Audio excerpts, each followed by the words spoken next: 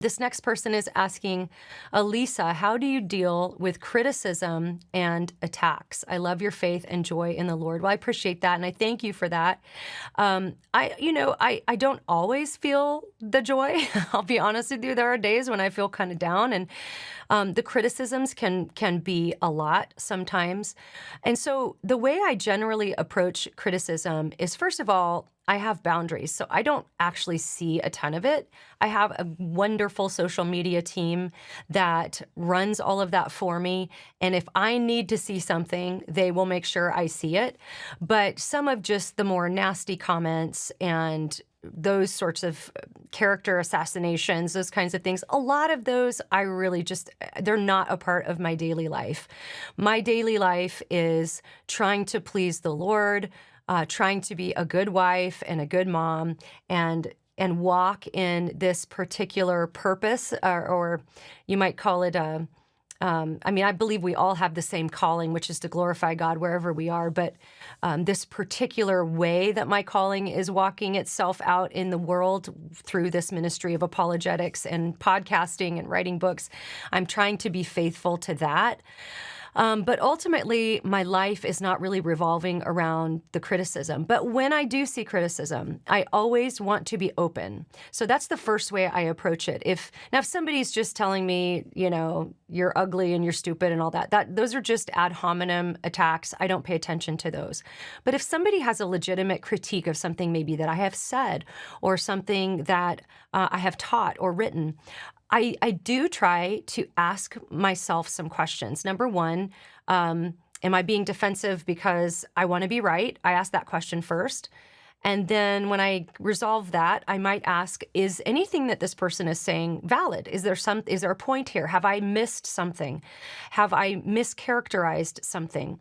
And very often when I see comments like that, I will try and ask myself those deep questions, and then go back and even reread things and look and see from their perspective if perhaps I have gotten something wrong. And again, this would be coming from people who are closer to me, who might say, hey, you need to maybe pay attention to this particular critique, and then I'll ask myself those questions. But at the end of the day, if it's very clear that what this person is criticizing is not necessarily me, but what God has spoken in His Word, then my attitude towards that is that they can take that up with God, because that's not even really my opinion. That's what God has said.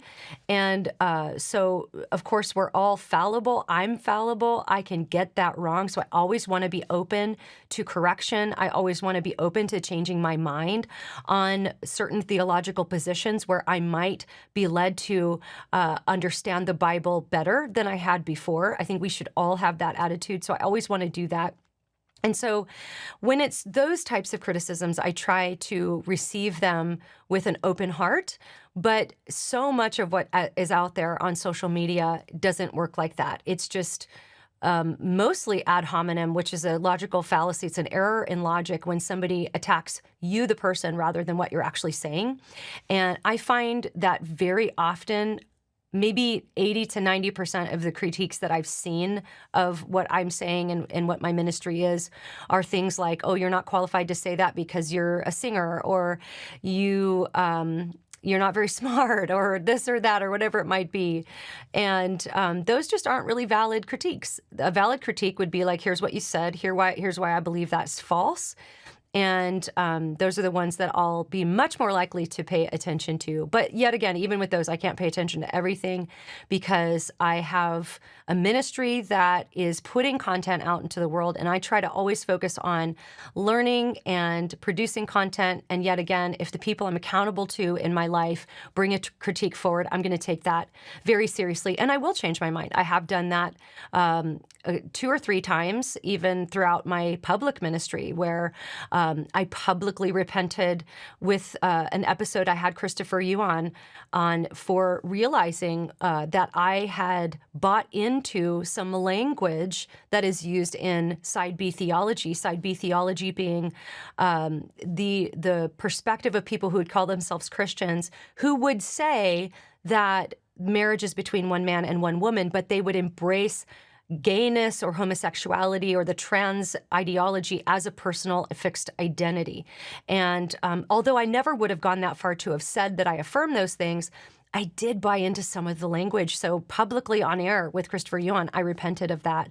And so I have done that, and I think we all need to be open to doing that. But ultimately, at the end of the day, whether I do that or whether I'm ignoring the character attacks, I produce content for one person, and that is God.